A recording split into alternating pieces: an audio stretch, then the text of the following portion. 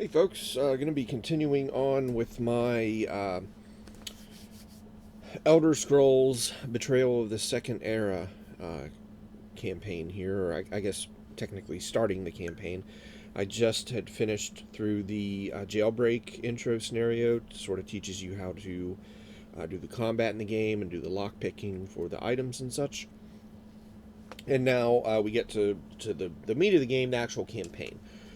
So the first thing that I need to do after I have got my character developed here is I need to pick a guild quest. And what they have you do is they have you shuffle the guild quest deck, or rather, I guess the guild deck itself. And it's just one card per guild. You draw that card, and then you draw three of those and you pick one. And then that's going to be your main quest for the area that you're in. I'm going to be playing Black Marsh, or Western Black Marsh, technically. This is the recommended setup for new players. Sort of, I guess it's a little more forgiving than the other areas. So, I did go ahead and already shuffle up the guild cards. Drew three, and the three that I drew are the Circle of Champions, the Psijic Order, and the Fighters Guild.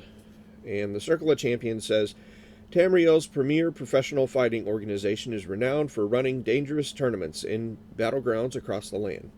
The Circle of Champions is always in need of new gladiators.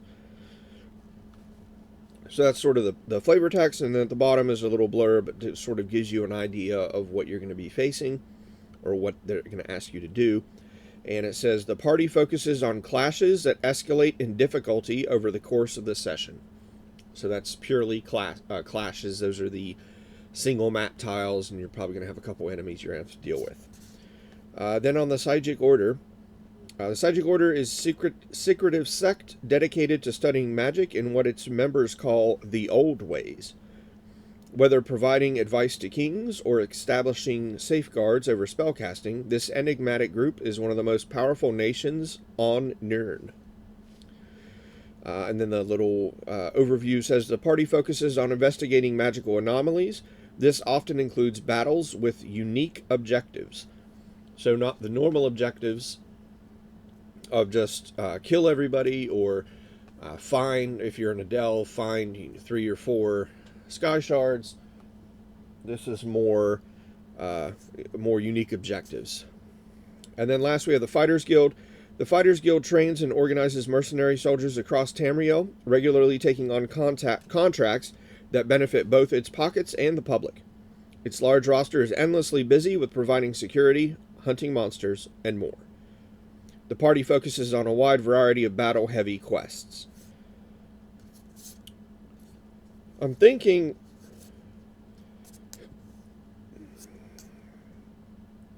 I might go with the Psijic Order. I want to see what these unique objectives are. So that's what I'm going to do. The Psijic Order here. And on the back it tells you the old ways. For your guild kiosk town, or this is the whenever you go to a town, there's going to be a guild kiosk. You're going to be able to take this action. And this action is always dependent on which guild you actually take the quest from. So when I'm in a town, I can take the guild action, the guild kiosk town action, untrain a level 1 Magicka type skill die to train a level 2 Magicka type skill die in the same line. So essentially,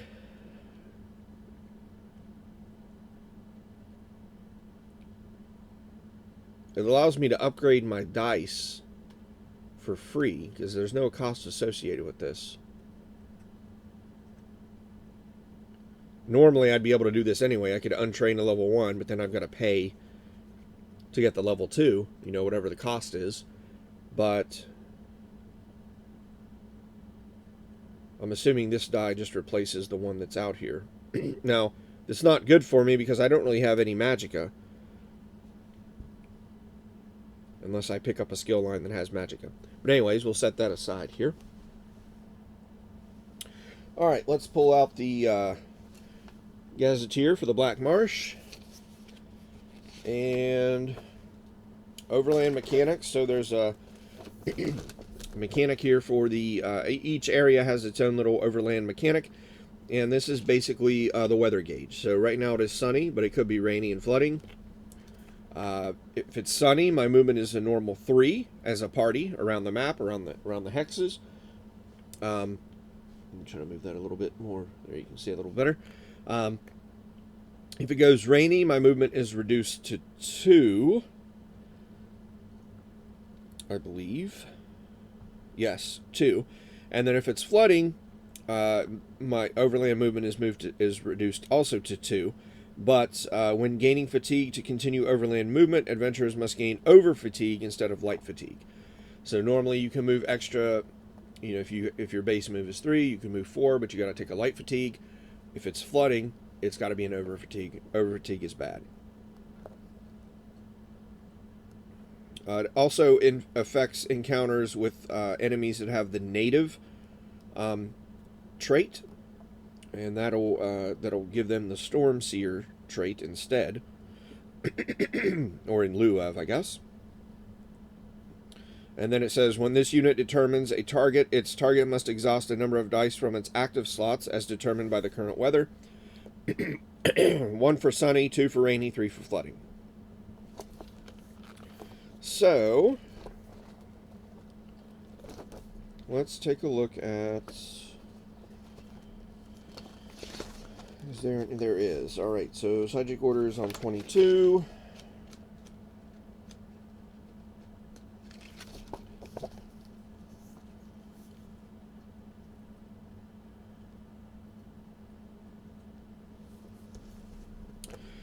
Session snapshot. Outrun mercenaries who are chasing you across the map as you pick up and deliver a valuable package.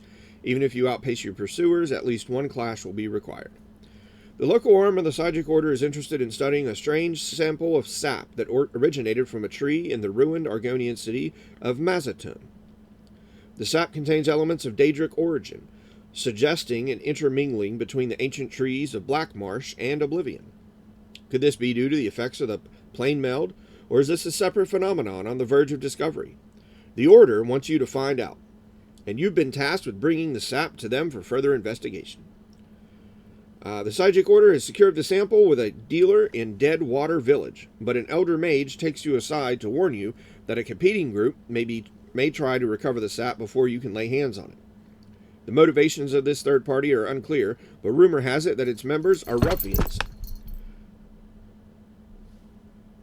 to the last man. Avoiding confrontation with them is the safest option. Starting location is Stormhold. So I will grab the party token, and that's all the way up here. Special setup instructions. Place a quest objective token in the Percolating Mire. This is the band of mercenaries. Percolating Mire is right there. Quest objective says travel to Deadwater Village and initiate the following clash. Recommended by day 6, so they recommend that you get there by day 6. And then ongoing step effects. The number of hexes the band of mercenaries moves is outlined in the Overland Mechanics section. Its destination is Deadwater Village, and it always takes the shortest path to get there. There are multiple paths that are equidistant you may choose. The band of mercenaries and the party token may occupy the same hex. If the band of mercenaries moves into Deadwater Village before you complete this quest step, the mercenaries acquire the strange step before you do. Immediately proceed to quest step B29 without collecting the XP for this step. So it's basically going to give me a clash once I get to Deadwater Village, and Deadwater Village is... Where is it? Oh, it's down here. This is Deadwater Village. So this is where I'm trying to get to. I'm going to go ahead and put a quest marker there to let me know I need to get there. So they already have a little bit of a head start, but we'll see how it goes. Alright, so on the first day, so we've got, I guess we could set this right here. We are currently on day 1. I have 2 experience. Well, the party has 2 experience. I've spent mine. On the first day of a campaign, you are forced to take a town action in whatever town you are in. So that is Stormhold. So let me find it here in the Gazetteer.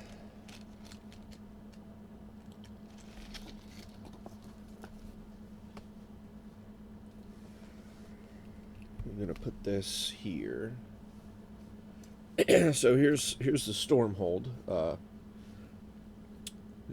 town. One of the largest cities in Black Marsh, Stormhold is known for its unique blend of dark elf and Argonian architecture and its governance by 3 vice canons of the Ebonheart Pact. The city's large, elaborate guild halls woo many enterprising fighters, mages, and artisans. It has a special ability of open-air markets. When populating the shop, if the weather is sunny, which it currently is, the shop populates an additional common item and legendary item. So now I'm going to set all this up. So let's go to our... We're going to have normally 4 common items, but because it's sunny, we'll have 5. So 3, 4, and 5. And I'm going to move the battle map, not the battle map, the overland map to the side. We'll get these set up here.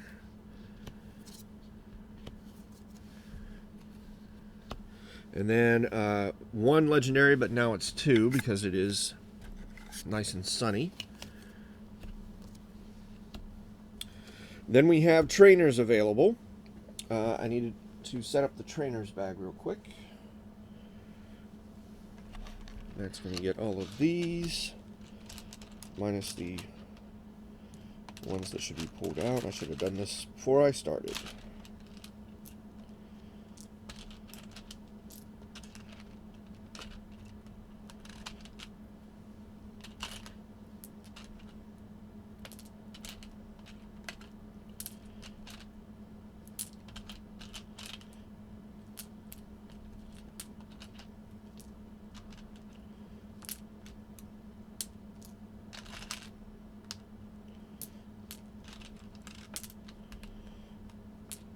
There's a quest marker.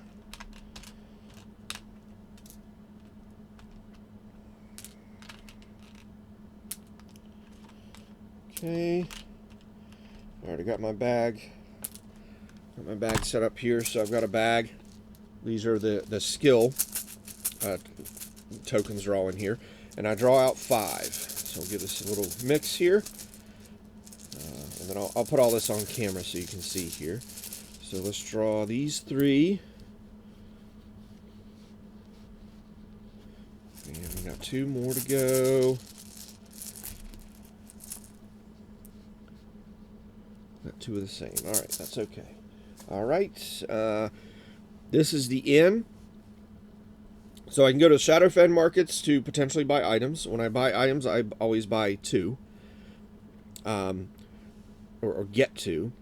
I can go to the trainer and get a skill. This does not give me dice for the skill. I still have to spend experience, which I have none of at the moment. Coin Brothers Corner Club. This is an inn. If I were wounded, I could rest at the inn. It'll heal me, and also get rid of all the dice I have in my cooldown track. Quest board allows me to draw 2 side quests and pick one. Side quests are just going to give you additional experience or things to do along your way. They usually play off of a peaceful encounter or a conflict encounter. Guild kiosk, which would allow us to do the Psychic Order special kiosk where I could untrain a level 1 magic type die and train a level 2 in its place. Alchemy station allows me to refill a potion if I had one. And then the town square, and this is going to be different for each town. Steal from the shop. Make a lockpick check, 1, 2, 6, with 2 attempts. If successful, draw one legendary item or gain any one item from the shop and gain an additional town action. If your cooldown track has 4 or more fatigue in it, after the check is complete, the check is unsuccessful. So it's a bonus action that I could attempt. But if I'm not successful, I waste that action. If I am successful, it's basically a free action. And that's 1, 2, 6. So I did play this with a group of people over the weekend, and we did have this, and I was actually successful at this, but I don't think I'm gonna do my push my luck essentially. I wanted to. So here's the shop, so to speak. Kitty is not for sale. But these are the cards. So these 5 over here are the common items, and then these 2 are the legendary items, and then these are the skills that were selected at random. Those skills are light armor, 1 for sure. Not bow, not speech. That's two-handed. There are 2 two-handeds there. We have shadow and restoring light. So those are the possible skills that I could get. So I take 2 actions. Let me look at these medallions. Berserker's Medallion. I think we're actually looking for this one in the game I played over the weekend. If this item is right side up, you may flip it upside down to take 1 free turn after your current turn ends. If your adventurer is defeated while this item is upside down, flip it right side up. Or a Maiming Poison. Expend after an enemy rolls enemy combat dice against you, change all of them to the sides of your choice. That could be useful. I've got a Barnacleback Coral Crab. When you would gain a status die, you may instead place 1 HP chip, a health point chip on this creature. Once there are 2 health point chips on this creature, discard it. So it basically allows me to eat up a status die. Stinkhorn Tonic. Apply a Bane status die to an adjacent enemy. This might be powerful. So Bane statuses are basically like a bleed effect. Ebon Sword. After applying damage, you may place 1 combat skill die that dealt damage in an active slot as if I was in a defensive stance. I'm sword and board, so most of my dice are gonna go that way anyways. Oh wait, 1 combat skill die. I see. That might actually be good for me too. Helps prevent damage. Glyph of Foulness. Enchant enemy bag. When an enemy is deployed from this bag, it is deployed with -1 hit points, minimum of 1. The next time a battle ends, discard this. And then the Black Light Oxen Meatballs. Discard this item. Then remove all over fatigue from your cooldown track and heal for 1 HP for each die removed. And then, let's see, Restoring Light allows me to remove a status die or do Hasty Prayer, which allow me to heal an adventurer for 2 hit points. That might be powerful. At least, I'm just looking at the level 1s right now. Shadow does Shadow Cloak. I can gain a stealth die, which basically makes me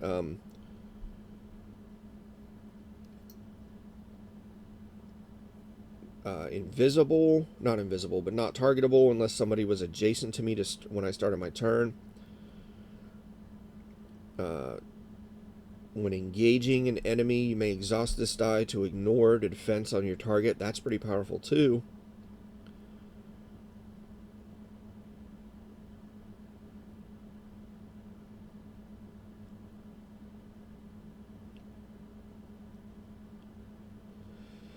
Or Refreshing Shadows. Gain 1 bonus HP for each. That's pretty powerful. Two-handed, I'm definitely not going to do. Light Armor. You may reduce this die by 1 Oh, this is Magicka, though. So those restoring light.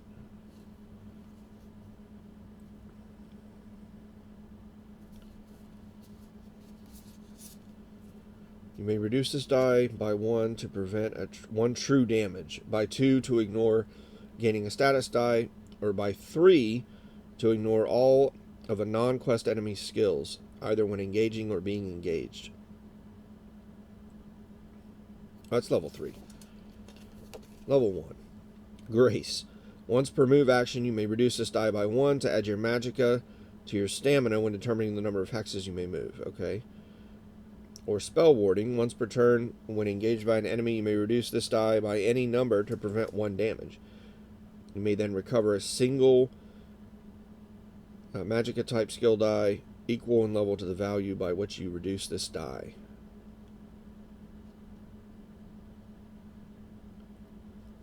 Okay.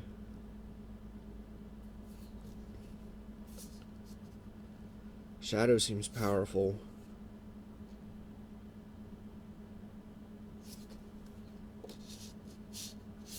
I think I might have to do Shadow. So I'm going to take my one action is I'm going to take the Shadow skill, and I'm going to throw this into my booklet here.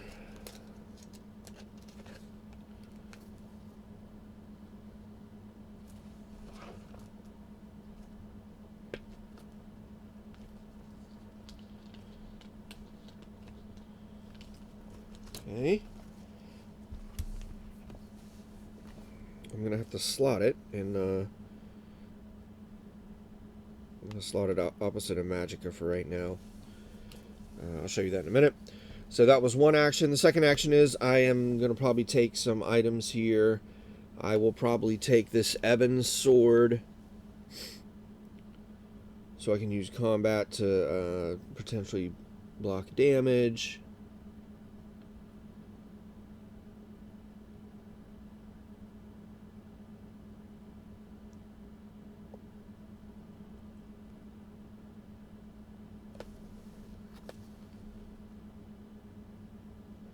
And the maiming poison, I think.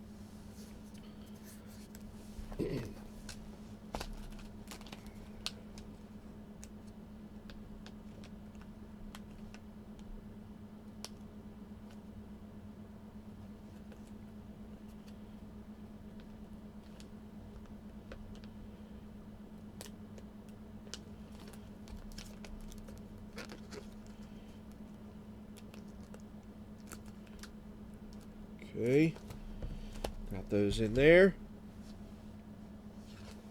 Switch back over here so you can see I slotted my Shadow across from my Magicka stat. And I don't have any experience, so I can't really I don't think I start with any experience because of the jailbreak thing, but let me double check. I'm pretty sure I did not get any experience at the end. Correct. Okay. So I'm done in town. We'll go ahead and clean up here real quick. I've done my 2 actions. Put those skills back in the bag. Items get discarded.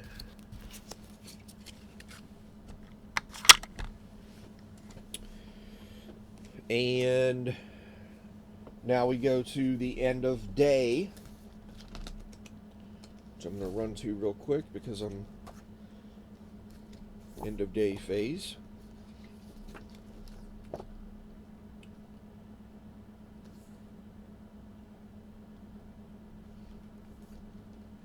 Or rather, I guess the reward phase. Gain rewards, gain all XP. I didn't get any XP. Untrain, I can untrain for free. Gain advancements, I can spend XP, I don't have any. Track quests, no changes to the quests. And then we go to end of day phase. Activate the province power. Provinces, so let's slide this back over. Kitty. to move so we can see? No? Okay.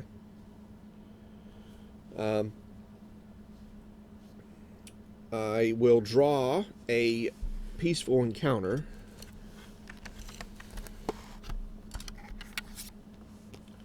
And what I'm going to do, draw a peaceful encounter. I don't care about anything about the encounter. I just want to flip it over and look at the symbol on the bottom here. And that is the symbol of the sunny weather. And that symbol is also on the overland map. You're not going to be able to see that because the cat's in the way and I don't want to move her. But then this just gets discarded. And so it stays sunny. The weather does not change. Then we do an adventure rest. I am playing on the apprentice level, so I could heal for 2 hit points. I could also remove 2 dice in my cooldown track. Any 2 dice. It doesn't have to be the leftmost 2 dice. I could also trade in item cards, etc., etc., etc. But the other group gets to go.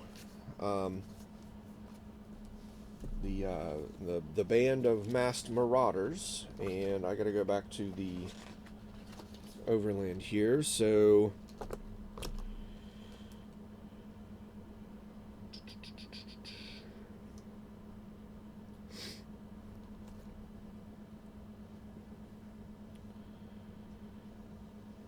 when triggering the effective power-up, move the...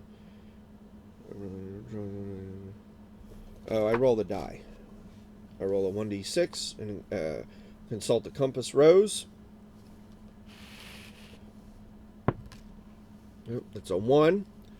So, if we flip back over here to the player mat, that's a 1 and it's north. Here's the rose up here. 1 is north. So they move up 1. Actually, no, it's sunny. They move up. Or no. We don't roll. Excuse me. I don't roll the die for this. That was a different scenario. For this specific one, let me go back to the quest. That's on 22.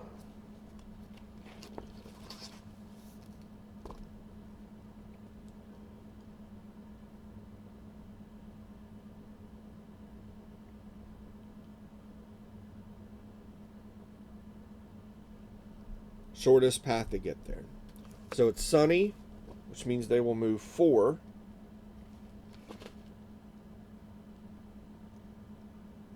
Yes. So they'll probably go 1, 2, 3, 4.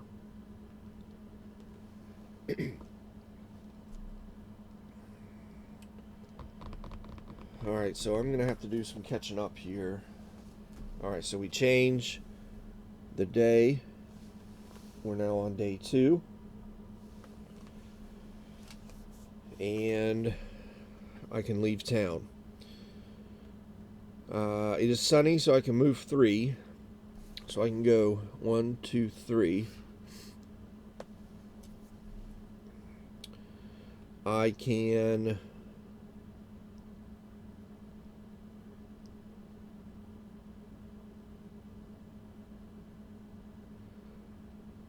I can take 2 light fatigue.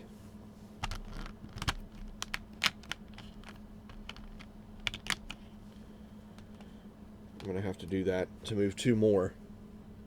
1.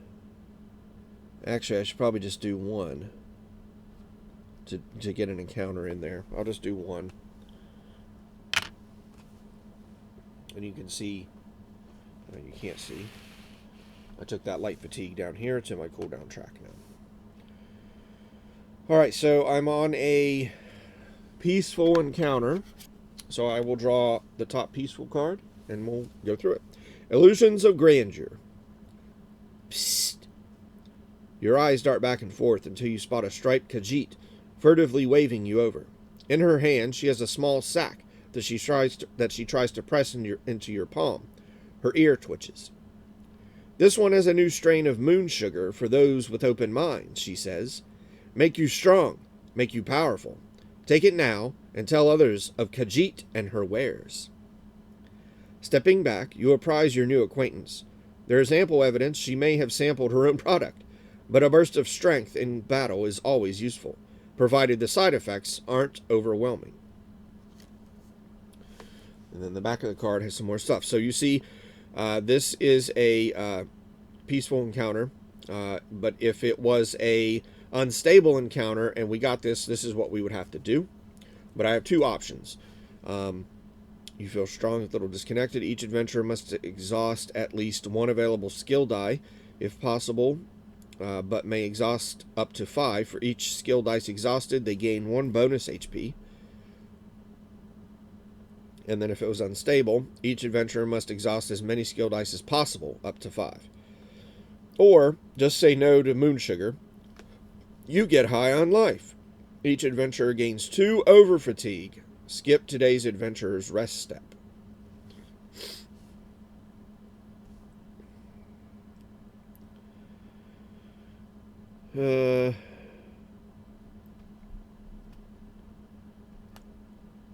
So what I'm probably going to have to do is the top one here for sure. I don't want over fatigue. Not this early. So I will have to exhaust 1 skill die. It's going to be this one. For each skill die exhausted, they gain 1 bonus HP. So my HP is 5, so I'm going to be at 6 now.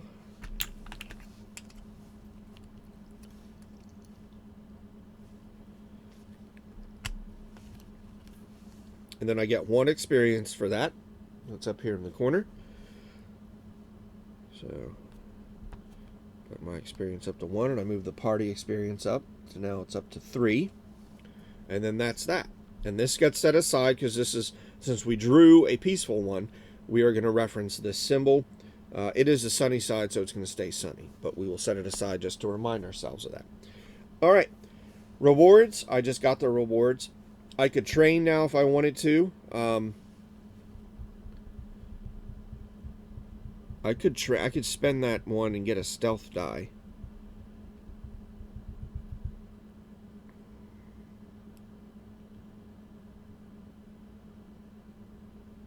Or I could get another combat die. But I think I'll train and get a stealth die. I'll spend my 1 experience to get a stealth die. Now I'll just have to find it. Here's one.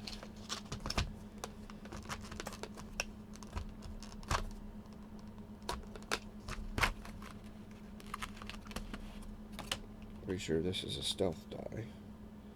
Actually, no, I don't think that is a stealth die. Maybe I should go to the thing here and see what they look like. Guys with capes. Well, that picture is unfortunate. Here they are.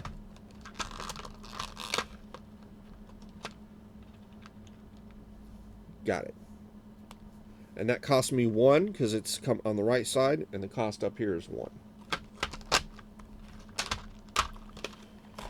Okay. Now we do the adventurer's rest step. I would heal. I can get, I can basically get this. Oh, I could have. I see. So I could have done 2 and then immediately got those 2 back. But I'd rather get rid of that light fatigue that I took. That one just goes back.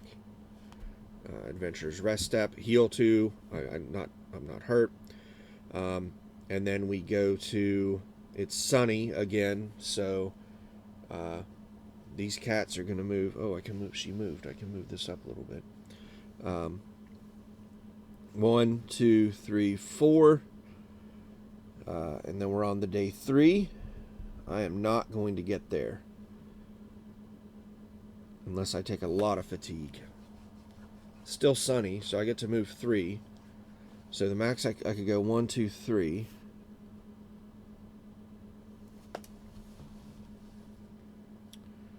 I can discard this peaceful quest because we noted that the weather stayed the same as sunny. 1, 2, 3, 4, 5. I'd have to take 5 light fatigue to get there.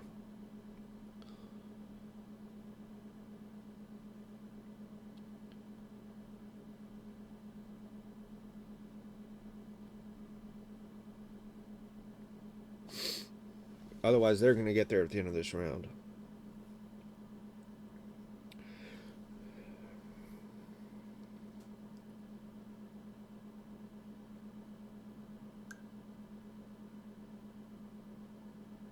Well, let's do it.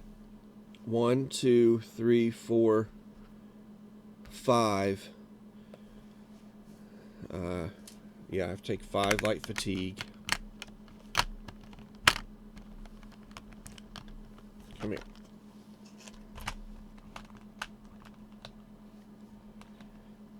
One, 2, 3, 4, 5.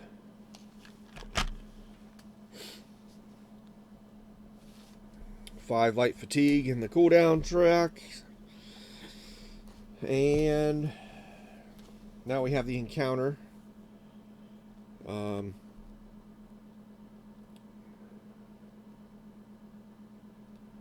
She says recommended by day 6, but they got there way quick.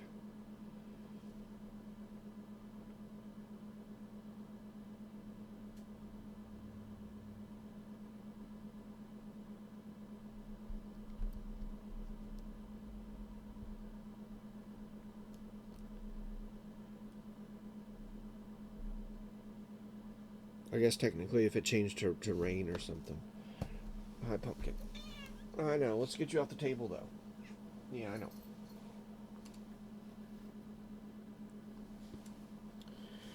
All right.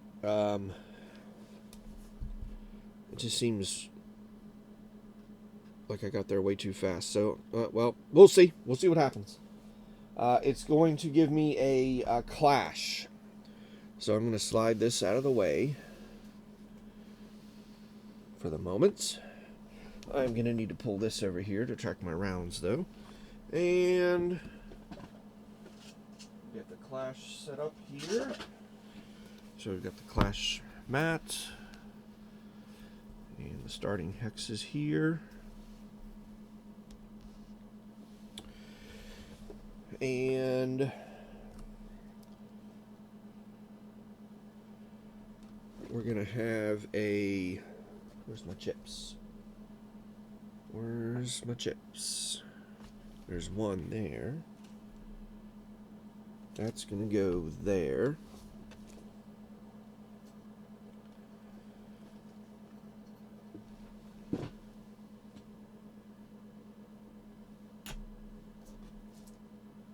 Where?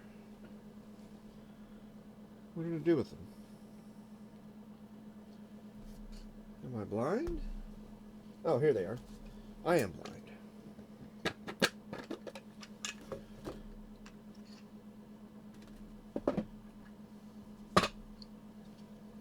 We have a legendary treasure right there.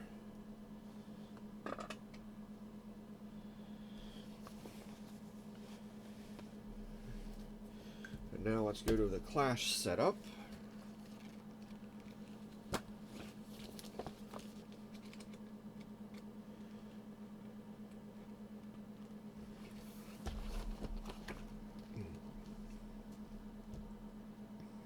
Clash 71.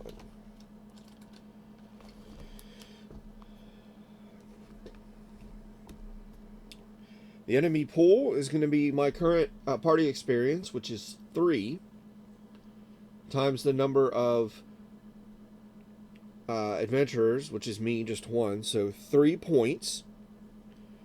So it's basically going to be 3 level 1 enemies. So I've got my level 1 to 5 bag of enemies. I'm going to be pulling out 3 of them. This bag was created from the general enemies plus the Black Marsh specific enemies. And we're going to pull out that one and one more. There we go. Alright, so we have the Red Guard Bandit with 5 health.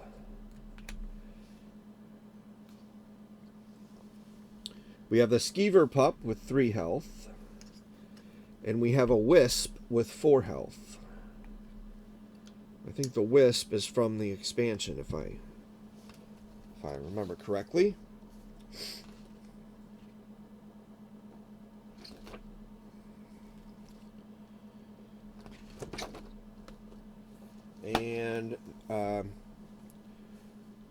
pulled them out in this order. So where is the... There it is. So 1 is in the center right here. 2 is a skeever pup right there. And 3 is the wisp right there. And that is shown in the setup diagram right here.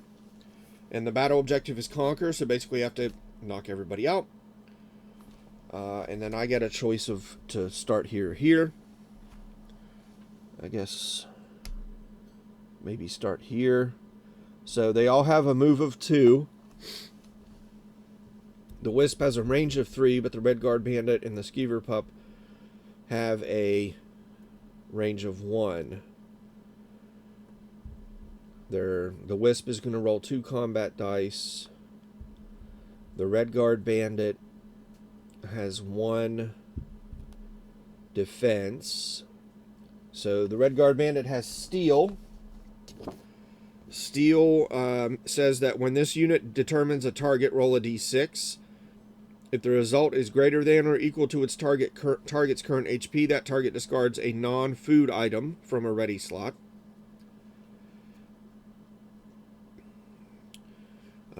The wisp has decay and ethereal. Decay, at the end of this unit's turn, it is dealt 1 true damage, so it'll basically kill itself after 4 rounds if I don't help it. And then it has ethereal, which is when this unit is dealt damage by an adventurer not in Magicka stance, this unit prevents a number of damage equal to the party size. So it would, for me, I'm one person in the party, that it's going to prevent 1 damage. And then the skeever pup has rot, which is a after this unit is defeated by an adventurer, that adventurer gains an over fatigue. So that's not good either. But I go first. So let's see. I don't have any range. The stealth die. This unit can only be targeted by opposing units that were adjacent to it at the start of the current turn. After this unit deals damage, this die is removed. So I could...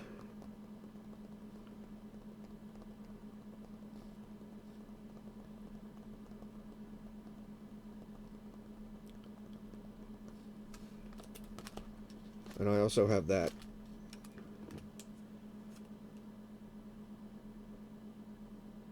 The maiming poison I could use. My ebon sword. I think I might be alright. Alright, so...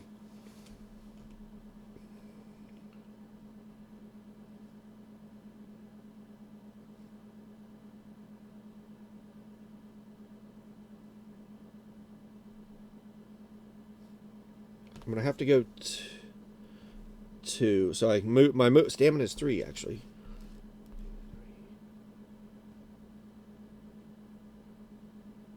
I really kind of need to take out that wisp, though.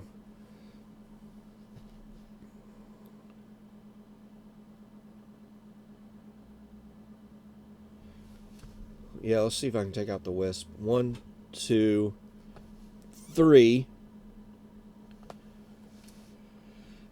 Move. I can try to lockpick.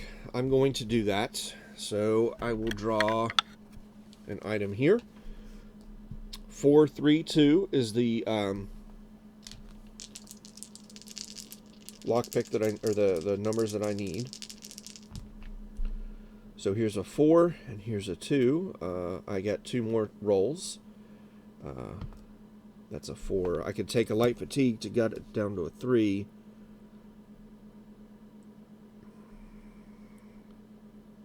But I'm already at... I think I'm just gonna have to risk it. I can't afford to take more life fatigue.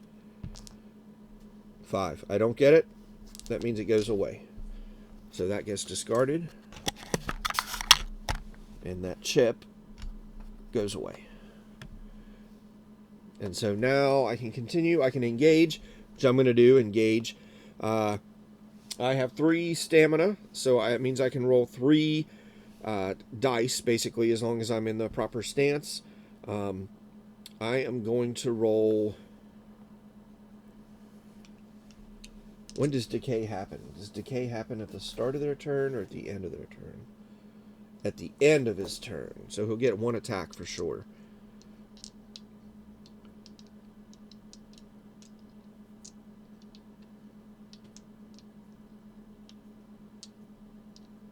But I might just have to do it. I'm gonna roll both of my sword and board dice as well as my combat dice.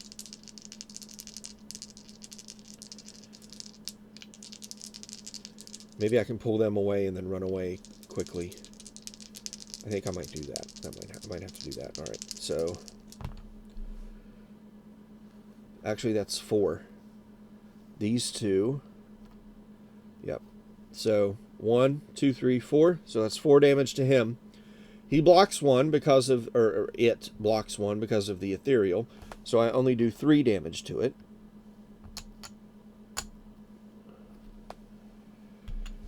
But at least it'll die at the end of its turn.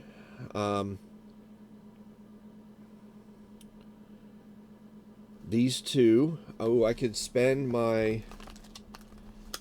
I could use my Ebon Sword. After applying damage, you may place 1 combat skill die that dealt damage in an active slot as if I was in defensive stance. So I will do that. So I'm going to take those 3 dice. They're all going to go in active slots up here. So I can block 4 incoming damage, which is great. And I could move again, but no, I can't because I engaged. No, I can. I can, right? I just can't engage twice if I move. I think that's how that goes. Let's look. Battle rules. Actions, 59.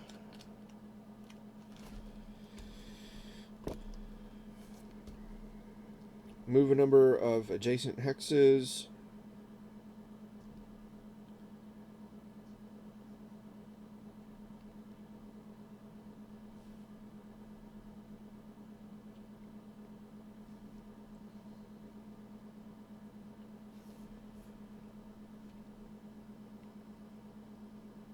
If you perform no engage actions on your current turn, you may make a second move action. If you have taken a second move action in turn, you cannot perform any engage actions. So it's vice versa. I can move and engage, or I can engage twice and not move. But I can't move, engage, move. I also can't move if I've performed an explore action. That comes in on delves. Okay. So I can't move again. And I'm done. So that's the end of my turn. We go to companions. I have no companions. So now it goes to the enemies. And they... we start with the highest level. They're all level 1, so that doesn't matter. And then we just move them as we want, I suppose. We will go...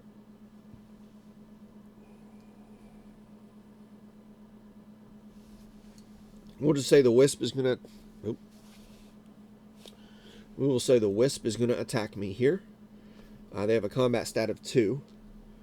So I need to... There they are. I need 2 of the black combat dice here. So he's going to roll 2 again, or it's going to roll 2 against me. That's a 1 and a 1. So I will block those 2 with this. That goes into my cooldown track. And then, because of decay, he takes a wound and he dies. So he's dead. Now, the bandit is going to move up to 2. He'll just move straight here, and then he will engage me with 1 combat die. He rolls a d6, and if he rolls...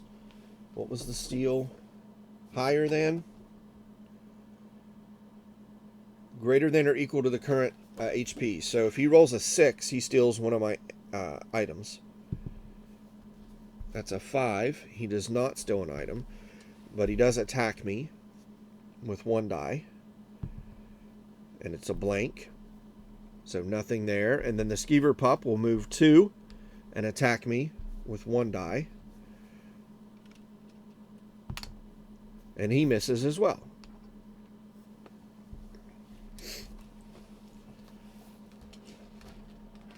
End of turn.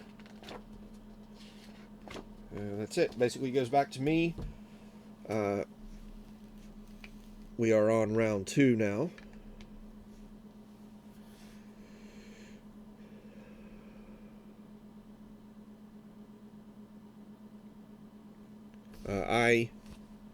First thing I do is get rid of, or recover dice.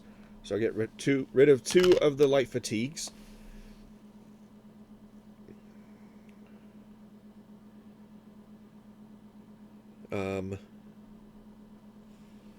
Does he have to engage me to do the steal? I would imagine so.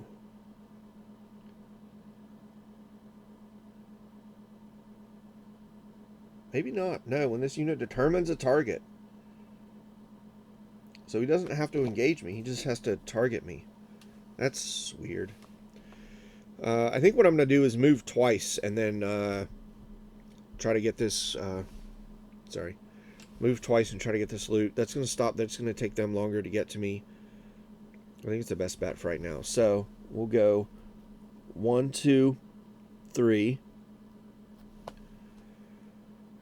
And then I will move again without an engage and go 1, 2, 3. And I'm pretty sure an engage does not include...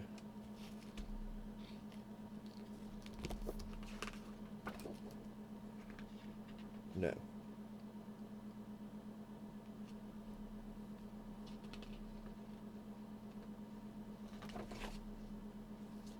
Yep.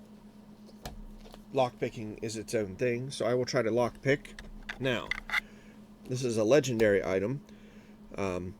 4 attempts, that's what the number 4 up here means. And then it says 2, 4, 5, 3. And the 2, it's hard to tell, but the 2 has a little spikies around it. That means that has to be the first one done. So I'm going to roll 3 dice. But once I lock that one in, I get that die back and I can continue to roll. But I have to lock in the 2 before I can get the 4, 5, and 3. If I roll the 2 on the first thing and then also roll 2 of the other ones, that's fine as well. I did not.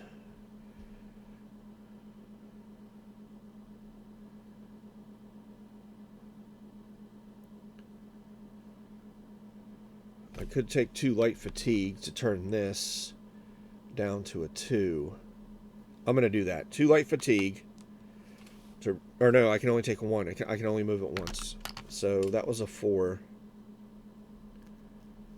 I could turn this into a 2. I could take 1 light fatigue. I'm going to have to do that. Take 1 light fatigue. Turn this into a 2. Bam, that hits my 2 with the spikies. Then I can use that 4 for there, and I'm re-rolling these 2. And I've got 3 more attempts. So I've got my 4. I need a 5 and a 3. Bam! 5 and a 3.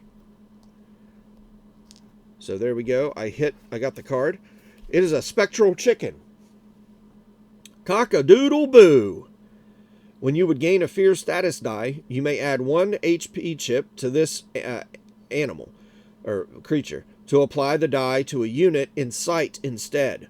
Once there are 3 health chips on this creature, discard it. That's pretty powerful.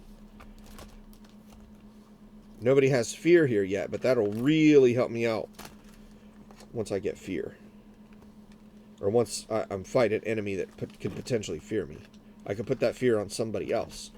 Or something else. Okay.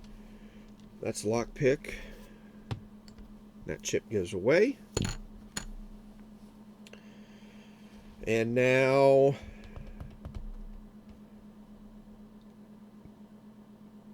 I'm not doing anything else.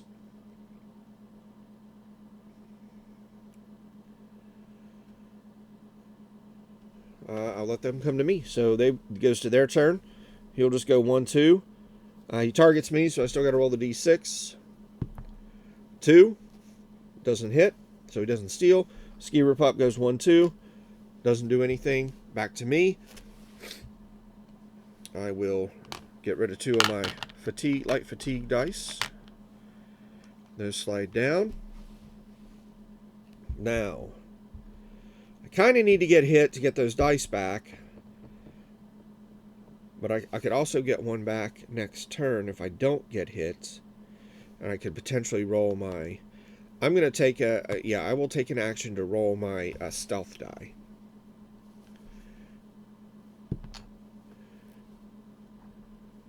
And I got to look up and see what that does here. Gain a stealth status die when you place this die in an active slot. So this goes into an active slot. I'll put it right here. When engaging an enemy, you may exhaust this die to ignore 2 defense on the target. That's pretty good. And I gain a stealth status die. And the stealth status die goes into my row here. And until I attack, the only things that can target me are the things that are adjacent to me.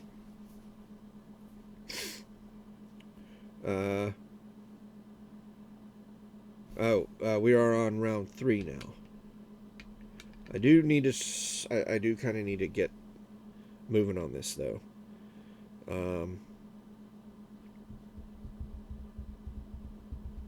Their turn comes. Like,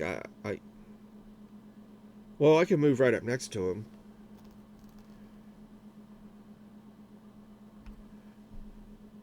I'm not going to be able to move anywhere where they can't.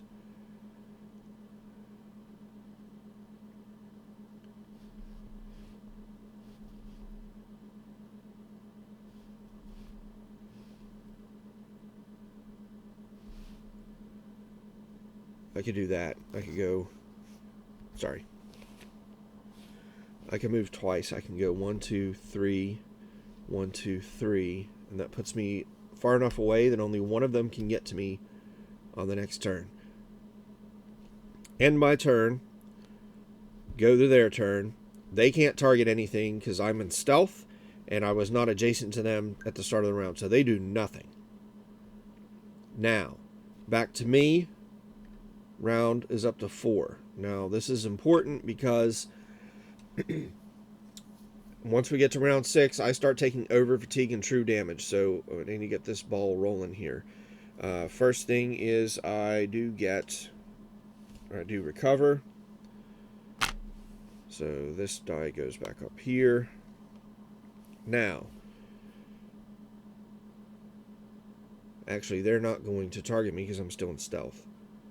I would have to move up and attack. I'm gonna do it. 1, 2. I probably didn't really need to move. I could have stayed there. And now engage twice. Well, I can't because I can't. I don't have any dice. So it doesn't matter. I will move up and I will engage. Sorry. I just moved up here and engaged this Skeever Pup. It was here. 1, 2, 3. Yeah. Rolled a 1, so it does 1 damage to him.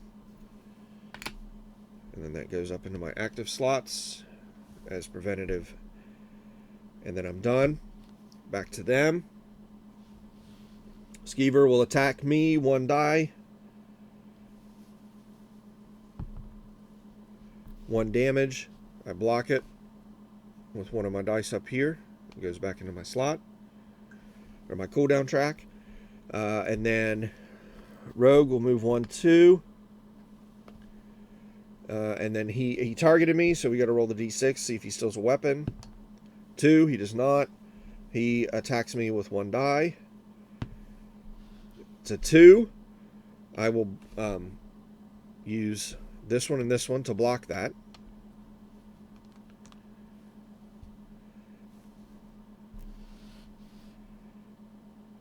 this actually went away as soon as I attacked. So it would be like that.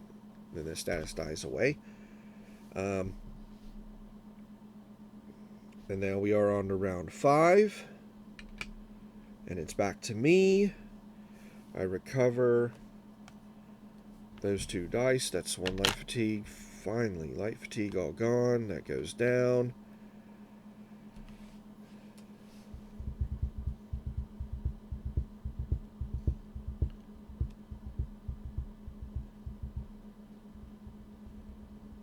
I will attack the Skeever Pup. Attack the Skeever Pup with one of my sword and board dice. It's a 1. And that goes back up into an active slot because it's a sword and board die.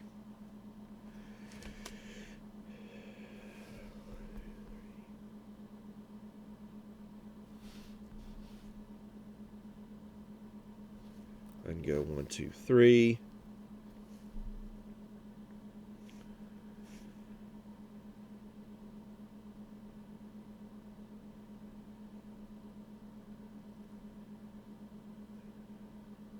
Then I'm done. Their turn. Skeever Pup will move up 1. He will attack me with 1 die.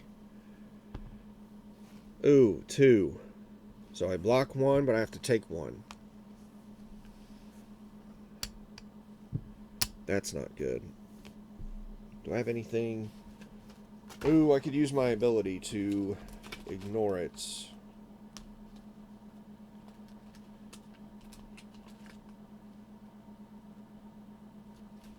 I will use my ability to ignore it. Argonian, I can ignore 1 battle roll. So I'll put all that back. And then he will move, we'll say 1, 2. He can't attack me, but he does target me, so we still got to roll a d6. 3. Nope. Now we're on round 6. Over fatigue round. I take an over fatigue. Then I get dealt true damage. Over fatigue. I get dealt true damage to, equal to the number of over fatigue I have, which is just 1. But this is really going to start hurting me a lot. All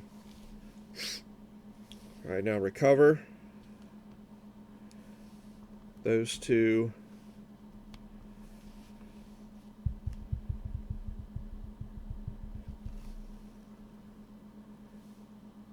One, 2, 3. Attacking the bandit. I'm going to expend this to get my ignore his shield, and I'm going to be rolling these 2. Sorry, I moved up here. Try to go after the red guard bandit. If I get, man, if I could get 2 2s. 2, 3, so 3. That ignores his shield, so he takes all 3. And then my sword, I have my sword, so my combat die goes up there. Goes up here to block damage. And then I am done. Red guard targets me, tries to steal. I am at 5 now. 1 doesn't steal, attacks me for 2. Man. Yeah, I'll get the die back. 2, block that damage. I had a 2 up here, and I pulled it down. Then Skeever Pup moves up 1, attacks me for 1. Does 1. Coming back here, I'll exhaust that. And end of turn. I get another over fatigue. Goes in my mat. I take true damage equal to the number of over fatigue. I don't think I'm going to survive this. I think I'm going to get knocked out. Because I'm going to be taking 3 damage next turn. So, that comes out, but the over fatigue just goes back to the end. That goes down. This dice comes back here. Yeah, I can't even do any damage.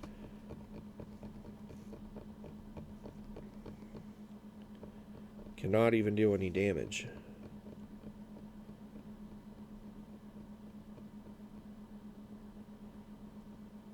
We'll just play it out. I think I'm out of this though. I'm gonna have to start a new campaign already. Those 5 fatigue dice at the start really. Well, and I probably got there way too early, but I had to, or I wouldn't have gotten that experience. I got there at round what 3? Yeah, day 3, and they recommended day 6, so I probably would have had some more dice to deal with.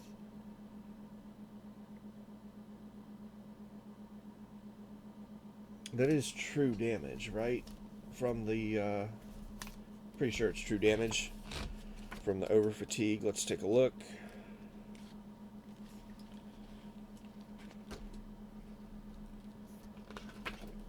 Battle rules.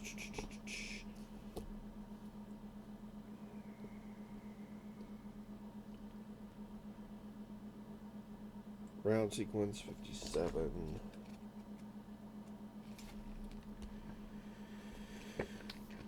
Deploy battle round. Start a round. Increase the round by die by 1. Skip this first round of the battle.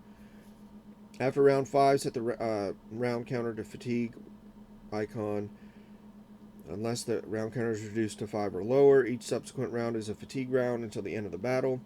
The start of each fatigue round, each adventurer gains 1 over fatigue. Then each adventurer dealt true damage equal to the total number of over fatigue in their cooldown track. So yes, so I'm done with, but we'll play it out. It's back to my turn. I got rid of, I got this die back. It's not really going to help me any, but I'll use it. I'll roll it. Let's just to see what I get. Gives me a tenacity. Do I have can I do anything with my tenacity? When gaining an item from a cache, you may draw 2 additional items. Choose one. Nope. Nope, nope, nope, and nope. So that just goes back into my cooldown track. And I'm done. They'll go. He'll try to attack me. First he rolls the D6. He got a 6, so he steals 1 non food item from me. My choice probably be my glyph of transmutation. Glyph of transmutation goes away, gets discarded. And then he attacks me for 1. He does 1. I can block it. Oh, you guys don't even see that. He did 1. I can block it with the 1 die here. It goes down there. Then the Skeever Pup will attack me as well. He hits me for 1. I don't think I have anything else that can block that. It doesn't matter because I'm taking true damage. I mean, I could expend my maiming poison and change the result, but it's moot point at this point, so I'll just take the damage.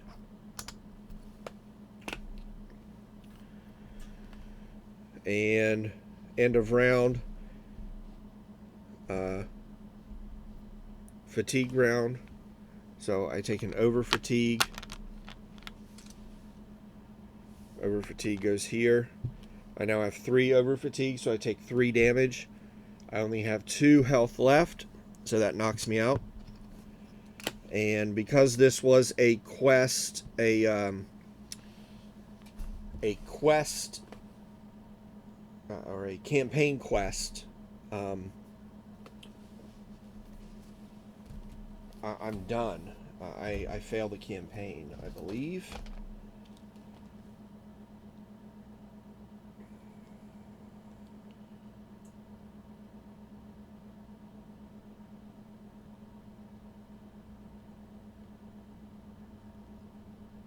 Yes.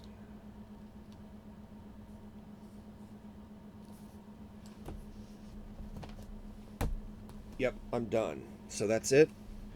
I failed the campaign. doesn't say. Let me just make sure. Battle. Where is and nope. Battle objectives 86. Conquer. Must defeat or otherwise remove all enemies from the battle map. Most common objective.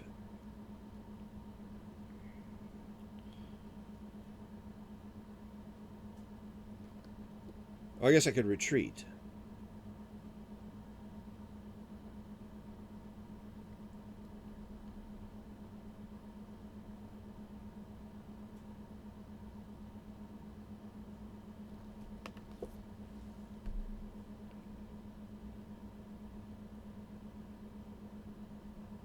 I could retreat.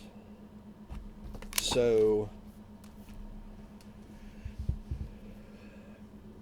but they're going to get there instead. But I could have retreated. That was, gosh, it would have been at the end of the last round is when I would have retreated. I had 3 hit points left, and I was there at the end of the last round. And I could have retreated. That would have prevented me from taking this other over fatigue. So we'll put that back. But this was still up here. This was over here. That's what I was left with. So I retreat. So I come off, but I'm down to 3 health. And we clean this up. These guys go over here. And I get no experience for that. And I don't encounter the thing below it, which is a village.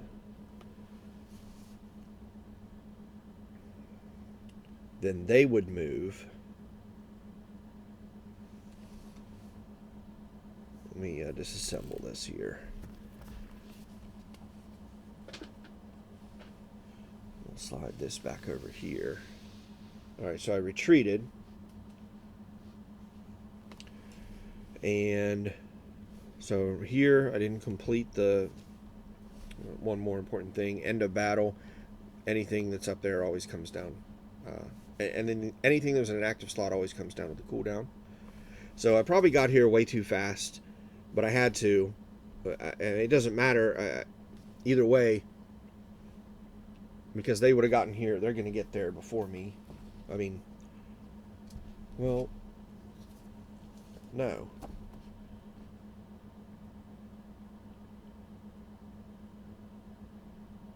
Yeah, before I complete the quest step. So, and that's what they're going to do right now. So they will move. It's sunny. Well, so Adventurer's Rest, that allows me to heal 2 for 1. So I'm back up to full health at 5. And then I can recover 2 dice. That goes down. And now back here, they will go 1, 2. And they have gotten there before I could complete the quest. So I go to a quest step B29.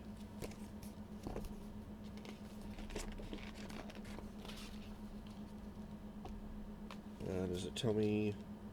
Yeah, page 27.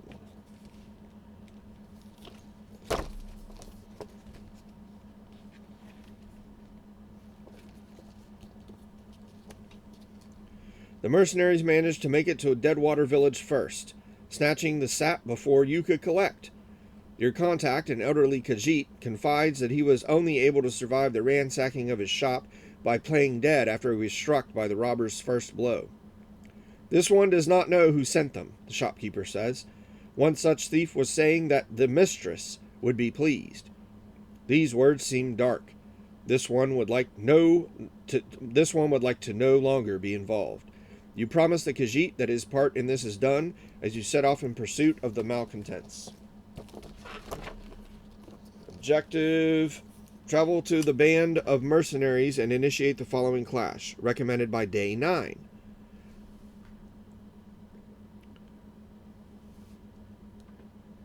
The first enemy deployed must be a certain type of enemy, and they all have recover. The number of hexes the band of mercenaries moves is outlined in the overland mechanics section. Its destination is Stormhold, and it always takes the shortest path to get there. If there are multiple paths that are equidistant, you may choose. The band of mercenaries and the party token may occupy the same hex. If the band of mercenaries moves into Stormhold, the quest is failed.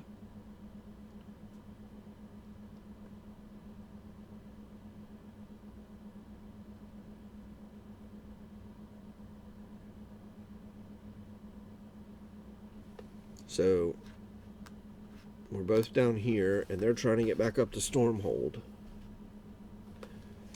But, and I have to conquer, so I have to do an encounter with them. And then kill them all. But with the overland movements, it seems rather difficult.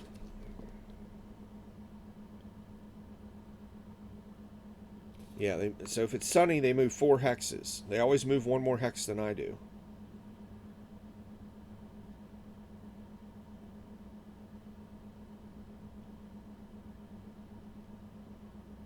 Unless it's flooding, in which case they move 1 less hex. So, we're now at day 4.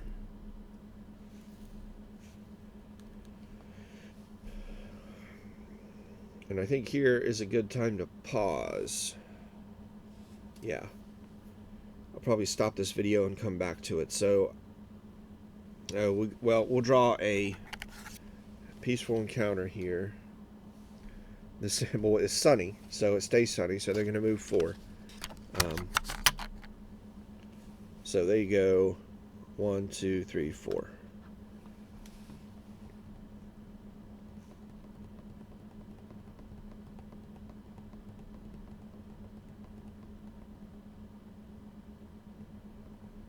Now I'm going to have to move up to probably this unstable. Well, I can move up to here and have a clash.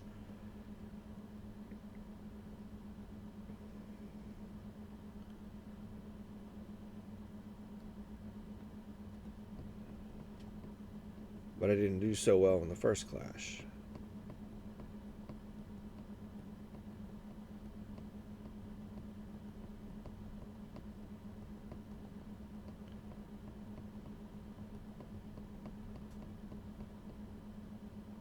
Or have I mean, it could be a delve too. Yeah, I think I'm going to stop here. I'll play more of this another night. And obviously record it. Oh, you didn't even see what I was doing. So they move 4 up here. And I'm thinking I'm probably going to have to go to here and have another encounter. I'm just going to have to try to kill whatever it is that's in there. It's still going to be 3 1-point enemies. But I don't do enough damage to.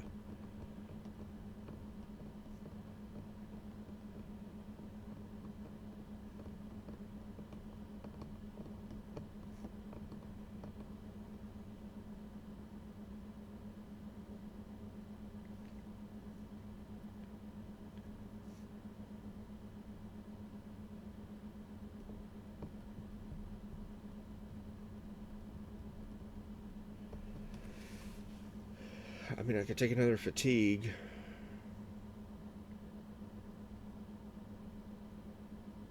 And get up here. Try to have an unstable encounter.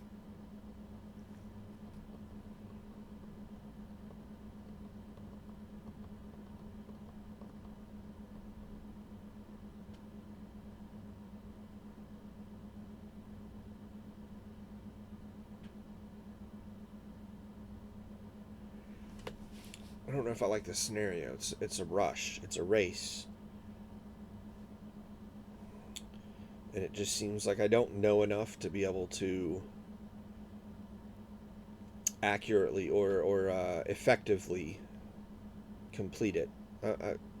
I'll try again. I'll try again, but I'll continue for sure.